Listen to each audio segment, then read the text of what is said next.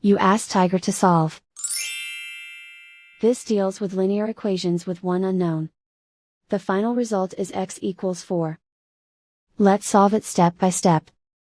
Simplify the expression. Expand the parentheses. Multiply the coefficients.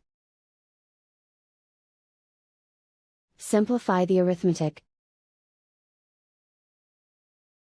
Group all x terms on the left side of the equation. Add 5x to both sides. Group like terms. Simplify the arithmetic. Group like terms. Simplify the arithmetic. Group all constants on the right side of the equation. Subtract 9 from both sides. Simplify the arithmetic.